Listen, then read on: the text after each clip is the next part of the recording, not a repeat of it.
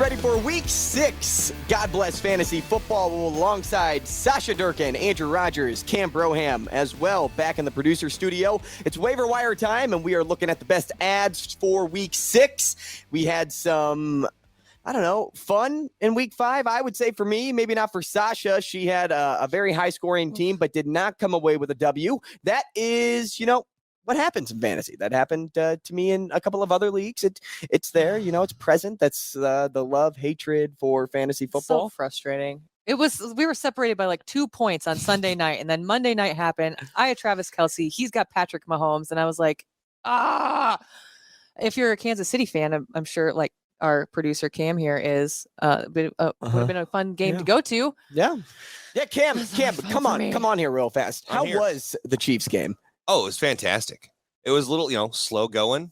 And then after halftime, it just went Rumor has it you had an inkling to leave early before the game even started. Well, yeah, I was going to peace out in the third quarter because it was going to be a blowout. Like every good Dodgers fan. And it wasn't. Well, I got to get home. I got to get to work the next day. So I ended up getting home at 5 a.m. Yeah. Did you go to sleep? Stayed for the whole game. I slept for like 3 or 4 hours. Now I'm here. Okay, that's not bad. Yeah. It's about as much sleep as I get every night. I got a nap coming later on this afternoon. Yeah. And naps, low-key, naps are great. Like, come on. If you can take a nap, I feel so refreshed after a nap. I know a lot of people feel more tired, but it depends. So, like, I'm one of those people. People don't know me very well, but I'm gonna tell you how not normal I am. I will set an alarm for a nap. A fantasy alarm. Yeah, there you go. But like 15, 20 minutes, because I don't want to sleep longer than that.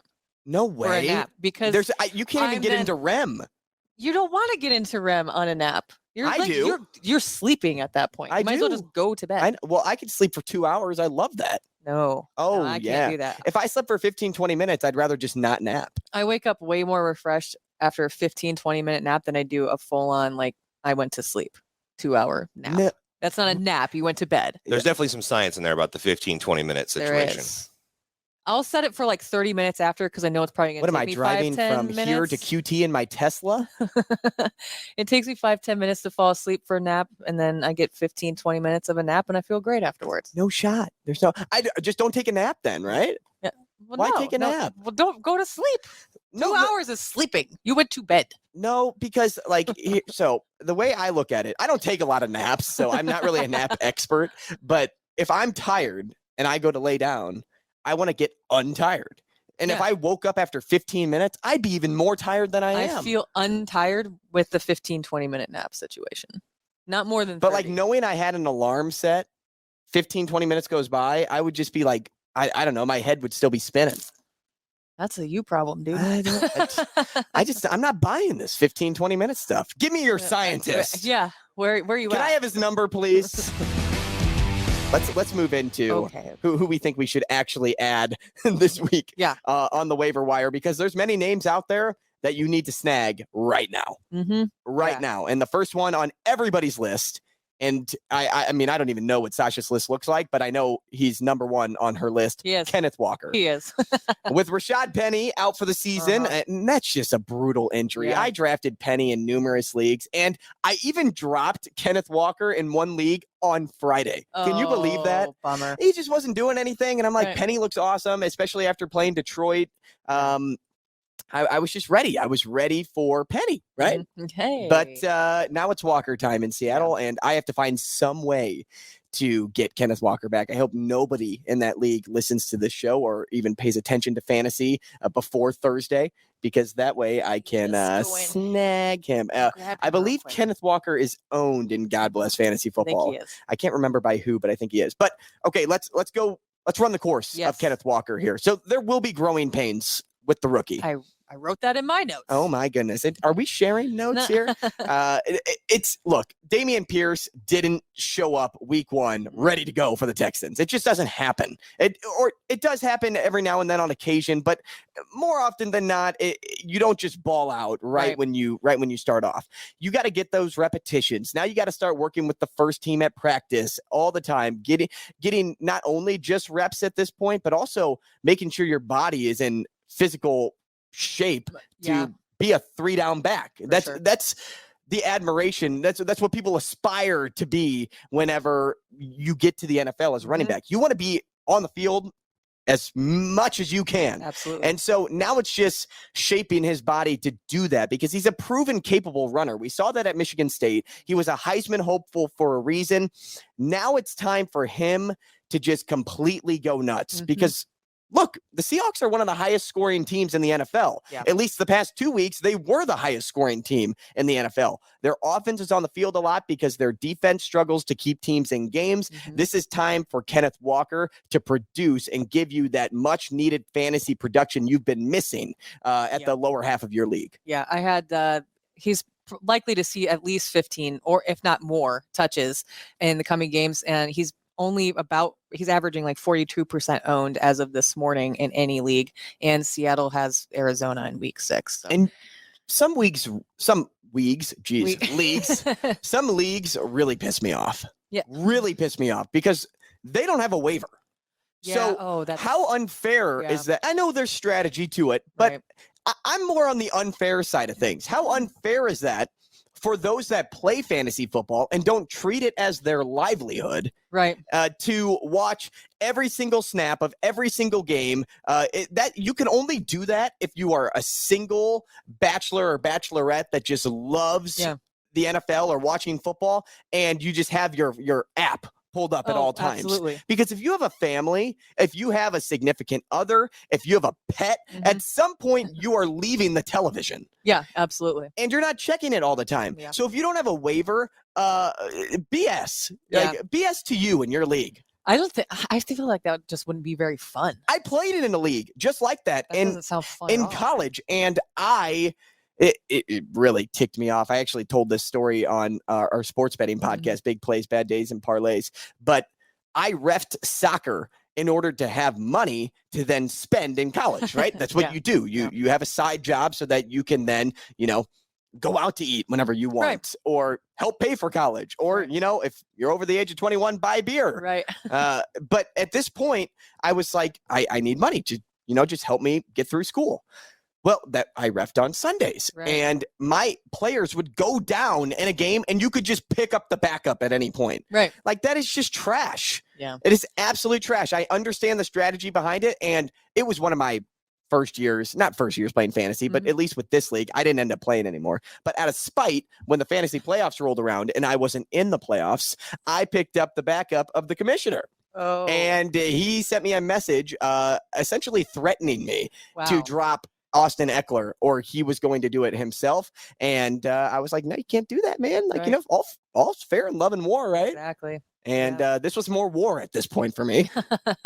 I think we kind of touched on this before we started recording, but sometimes there is strategy too, and using waivers. There are a couple teams in our league that, one specific team every single week, there's at least 3 or 4. And there's some strategy to that. I understand that strategy, but then if you're like me, I typically won't do that. I'll try and sit it out. I'll try to do what I can with the players that I drafted. But it's gotten to a point where I'm effing frustrated. And so I'm going to have to listen to this podcast again today and just start putting in all these cycle them through.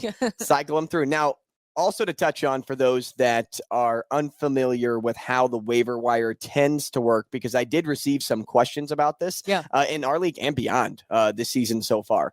Most waiver wires look like this or work like this. You draft, right? Sasha has the first pick. I have the 10th pick. Yep. You go through the draft. Great. Dandy. Week 1 rolls around. I have the number 1 waiver because I had the worst pick in the draft. Right. If I hold on to my waiver, I keep the number 1 waiver, whether I'm in 2nd place, 8th place, 7th place, 10th place. I always have the number 1 waiver until I use it. Yep. If I burn my waiver, then I go to 10. So if you use your waiver every single week, you'll never get up to the number 1 waiver. The strategy behind that is if a guy like Rashad Penny goes down, you automatically know you're getting Kenneth Walker. But if you use your waiver a lot, it doesn't matter where you place in your league. Most leagues aren't set up to the 10th. The 10th place team always has the number 1 waiver. Right. Some leagues are set up like that, but most are not. So if you cycle through using your waiver, if you put an ad in on 3 people on one random Tuesday and you get 2 of those 3 on Wednesday because somebody else snagged a pick in between there, that's because if you had the 3rd waiver, you got your first option. If you go to the 10th spot. So if you had another option on somebody else, now that team got that, and then you got your third option. That's just how it works. It's hard to understand. It's easier to talk through with somebody and show them, but versus reading a blog post. Correct. Yeah. It's really difficult to understand if you don't play it all that much. But that's just how the waiver wire works. So as we enter bye weeks, now you have to be more strategic. Absolutely. The most strategic you can be, because if you this week in particular, say you have Darren Waller, right? He didn't play at all on Monday Night Football. Now he's, working through a hamstring injury and on a bye week this week. Who you using? Most teams don't have tight ends, at least a bit.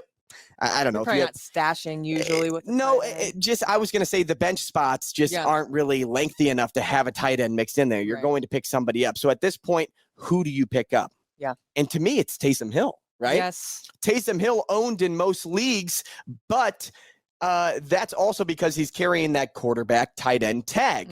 He's one of my other favorite ads this week, and I'm not overreacting to his 3 touchdown performance just yet. But what I overreact to is that tight end next to that QB, right? QB / tight end. And anytime you can get somebody in the tight end position, in particular on a fantasy lineup, that's being used as a utility player in the NFL, now that can either lead to a banging week or a busted week.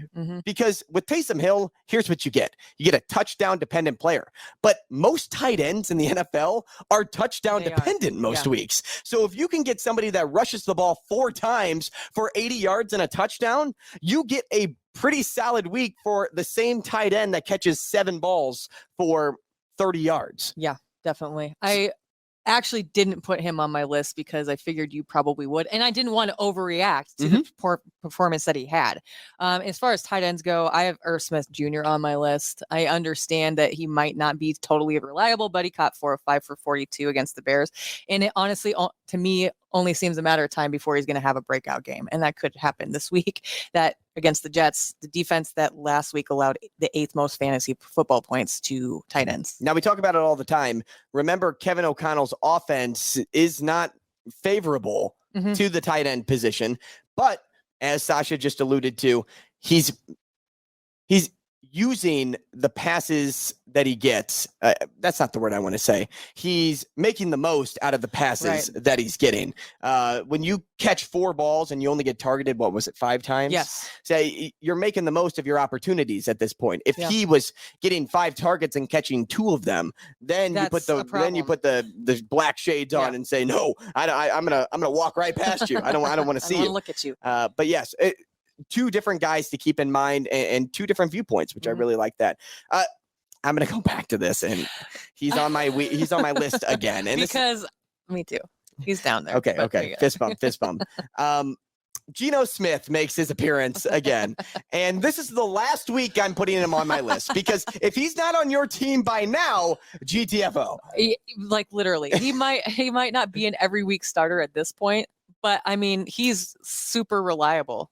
And he's got playmakers all over the field for him. So and he looked good against the Saints. The Saints are a good defense. Yeah. And he was dropping touchdown passes just right in the breadbasket like you would normally see an elite and in the prime Tom Brady, Aaron Rodgers, Mahomes, any of the best quarterbacks you can think of. Josh Allen, he looked awesome throwing balls to Gabe Davis on Sunday. That's what Geno Smith looked like. Yeah. He looked like he just knew where he was throwing the football. Who would have thought a guy that came out of West Virginia and played for the Jets would now be somebody that I'm talking about as a must-needed quarterback play in most lineups. 2 weeks in a row? 2 weeks in a row. And that team puts up a ton of points. They do. Will he regress? Maybe. But until he does, I'm taking his 75% completion percentage. I'm taking his 5.7% touchdown rate. He's averaging 23.2 fantasy points, Sasha, per game, which is better than every quarterback not named Josh Allen, Lamar Jackson, Patrick Mahomes, and Jalen Hurts. Yeah. I mean, top 5. Let's go. Pick him up. That's it. I'm done with Geno Smith. He's not on my list anymore. No more? No more. Anymore? Until I tell you to drop him. I have wide receiver. I probably need to swap mine out. So that's why I wanted to look at this week. I put Jacoby Myers on here. Yeah, he was out 3 to 4 weeks. Drop Devontae Parker. Yes. Screw that guy. Yeah. I told you to add him last week. Drop him. He didn't even get targeted. But he caught 7 of 8 for 111 yards and a touchdown. I will not say TD anymore. It's pretty evident that Myers is probably Pat's number one receiver and should still have decent fantasy football numbers this week against Cleveland. Hey, show me those TDs. Show me them. No, drop Devontae Parker because Jacoby Myers is the obvious wide receiver one. Yeah. In that New England offense. I'm with you there. I actually put drop Devontae Parker on my list because I was so mad he put up a giant goose egg for me. Another wide receiver I like, Alec Pierce, after his performance on Thursday Night Football, which, as we all know, was the best Thursday Night Football game of all time. It kept everybody engaged from start to finish. After talking about one rookie at the top of this list, now it's time for this rookie to get some love. It's the kid out of Cincinnati.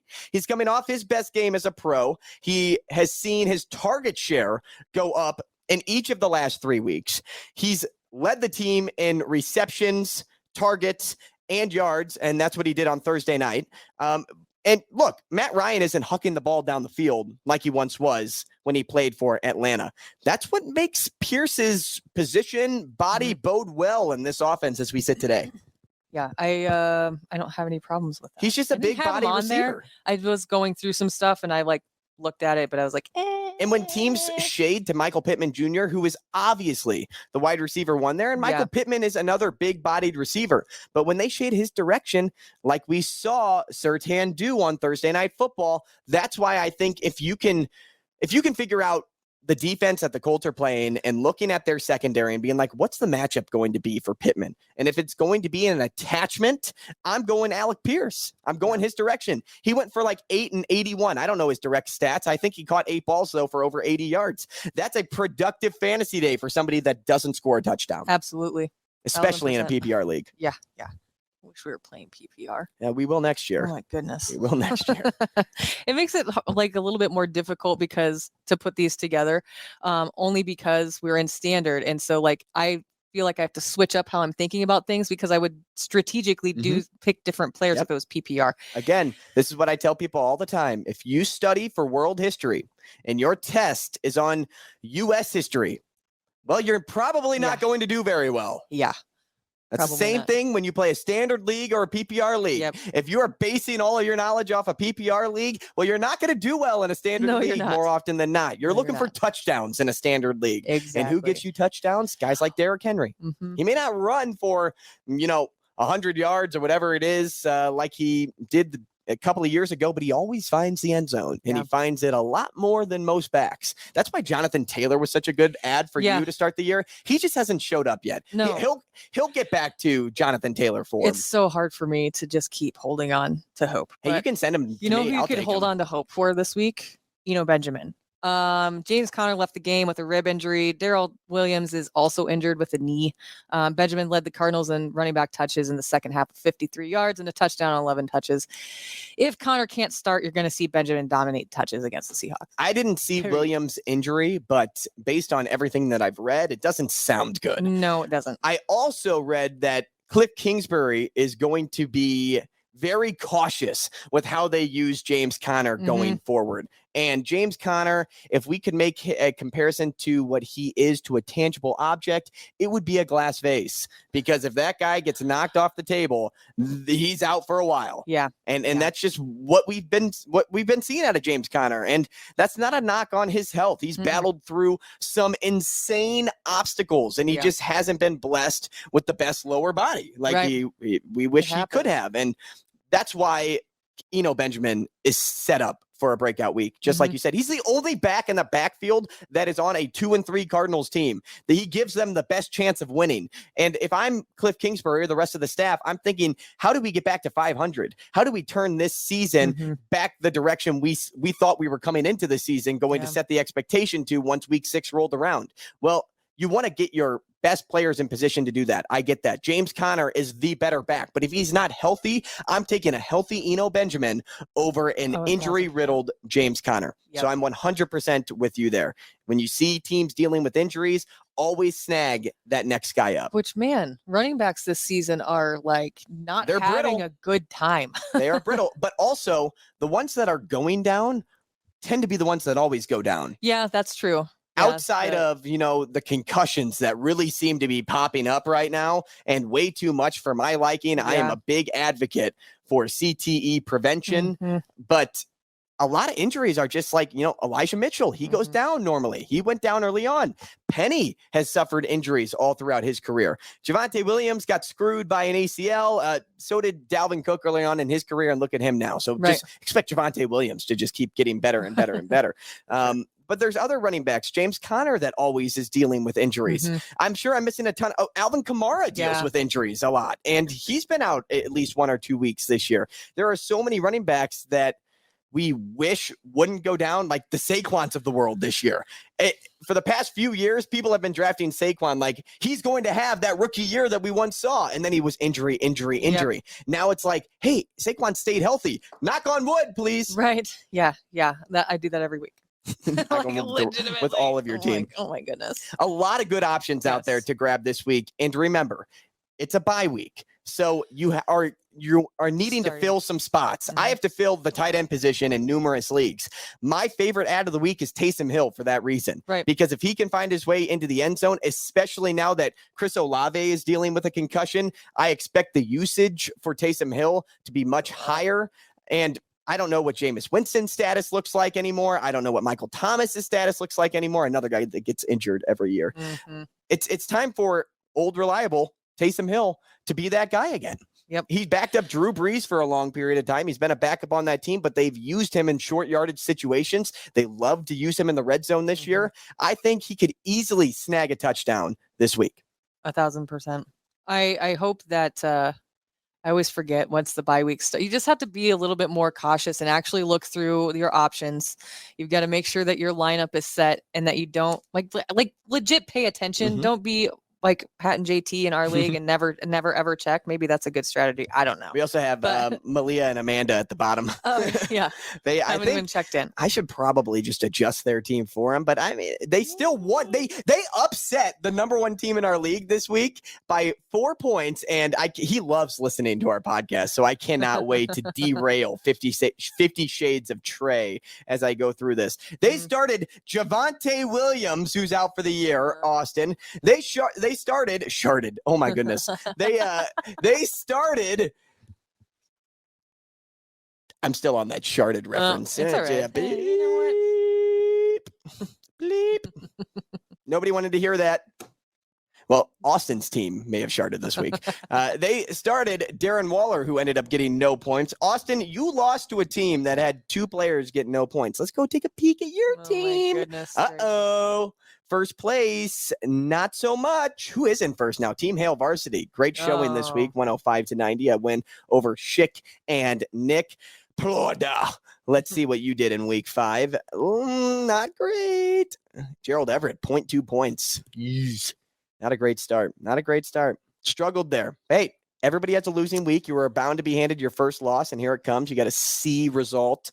Not great for you. Not great. But hey, bounce back time. Yeah. And we bounce back on the waiver wire. And he's somebody that I know that works the waiver wire to a T. Yes, he does. He is fantastic when it comes to that. So I love giving him crap, but at the same time, I gotta, praise him a bit when it comes to finding ways to get certain guys on his team. And he listens to the show. And I don't know why I didn't listen to my own words for the first 3 weeks, because he grabbed people I liked, and here they are going off. So got to go back and revisit this podcast. So congratulations to you and everybody else out there, right? Let's talk about Thursday night football here really fast. It is another fantastic matchup. I talked about the Colts Broncos, and now it's time for the Bears Commanders. Yeah. What is the NFL doing? What are we doing? They've always done this, though. So why are we surprised? I wish, and I know it's so difficult because once you talk about Sharting. Yeah, once you Thursday night football, set up the season schedule, right? And you sell tickets for all of these games. I know you just can't get them back, but we have to do a better job of being able to adjust games on the fly. You have to, based on season. Right. Yeah, so if you're doing really well, how about we move this team to a primetime game instead, but we plan it in advance. So we look at how the Eagles are playing this year, right? I'll just let me pull up the Eagles. When they flex games towards the end of the season, why can't they do that with Thursday night football? Let me pull up the Eagles schedule. So they are playing the Cowboys this week, who have shown out. They get Sunday night football. That's great. But I'm looking down the list here, and I see. Oh, wow, that's a Sunday night football game, too. Jeez, maybe I shouldn't have chosen the Eagles in this example. Can I go to some other team? Let's choose the Bills. There you go. They have their best games are on primetime, so maybe I'm wrong there. Oh, look, the Bills, same way. Okay, they could have adjusted, too, but, all we're saying is you can put a better game on a Thursday night. Let's just say Bills-Vikings. November 13th, it's a noon start.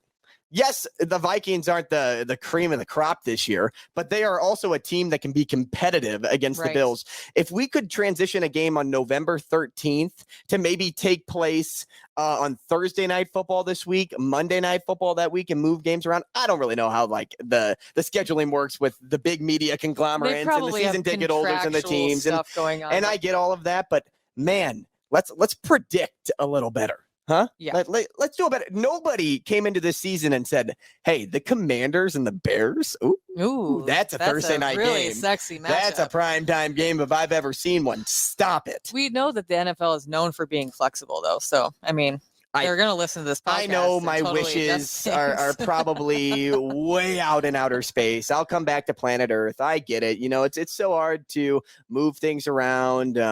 And nobody likes a planned event to be moved around. So I get it. But at the same time, I'm like, how much more appreciation the rest of the U.S. and beyond would have if you said, "Ooh, let's move the better game here," because more people are going to watch that game and tune in instead of forcing us to sit through the Broncos. How do you get it so wrong every single season? The problem is you look at the Broncos Colts, and those are like two teams that should have been good. Right. So that's why I understand you did a great job of planning ahead, but how are we moving on the fly? Let's switch some things around. If it could happen, let's make it happen in years to come because that would be awesome. That would be awesome. Why not? I'd get a lot of signatures. I know I would. Oh yeah. It'd take the internet by storm. So Thursday night football, nothing to brag about. No real injury issues that are going to be presented. Keep an eye on Jahan Dotson. That's somebody that probably won't be ready to play. So Scary Terry and Curtis Samuel should have better games. Logan Thomas was also out last week. Keep an eye on his injury. Antonio Gibson and did Brian Robinson get any touches this week?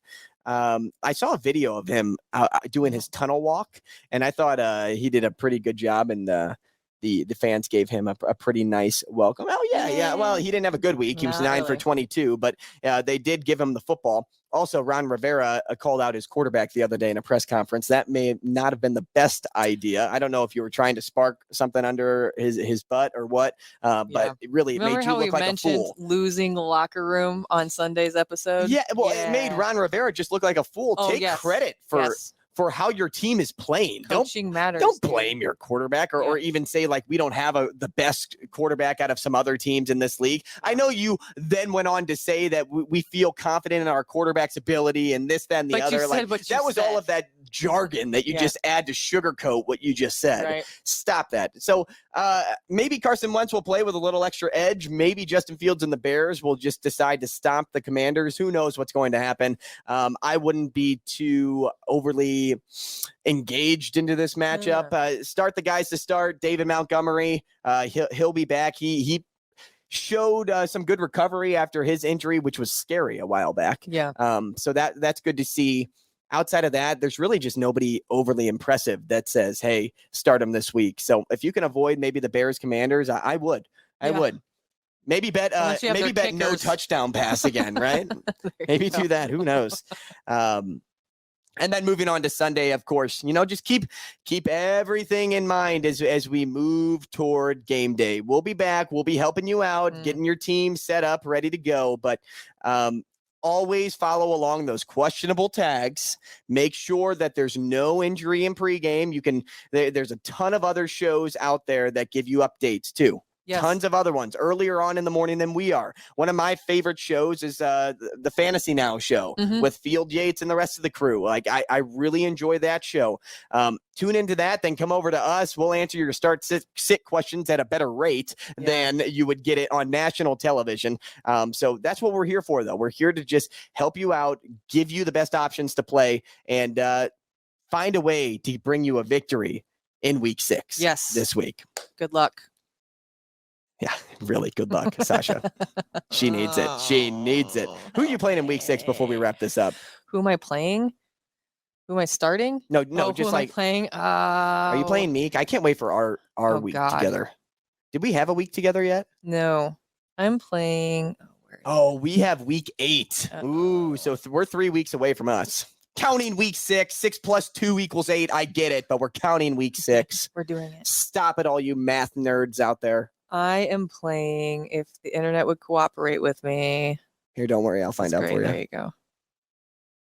Week oh my gosh. 6, you are playing 50 Shades of Trey. Oh, please take down Plode so we can continue to hammer him on the show. A lot of fun here. You know the players to add. We put them through, but if you need a reminder, go back early on in the show because I can't even remember or tell you who we did. No, I'm just kidding. You got Kenneth Walker, Taysom Hill, Irv Smith Jr., Alec Pierce, Jacoby Myers, and Eno Benjamin. Those were our favorite ads of the week. And follow along with God Bless Fantasy Football every time we post content and our shows, and follow Hurrdat Sports for all things sports content. We're having a lot of fun on all of our channels. TikTok is starting to blow up too, so make sure you can hop on the TikTok wagon early so we can call you one of our TikTok weirdos someday. And I would love to add you and make you a member of our family. For Sasha Durkan, Cam Broham, I'm Andrew Rogers. Have a blessed Tuesday. And remember, there are many things a man can do with his time, but none are better than this. God bless you, and God bless fantasy football.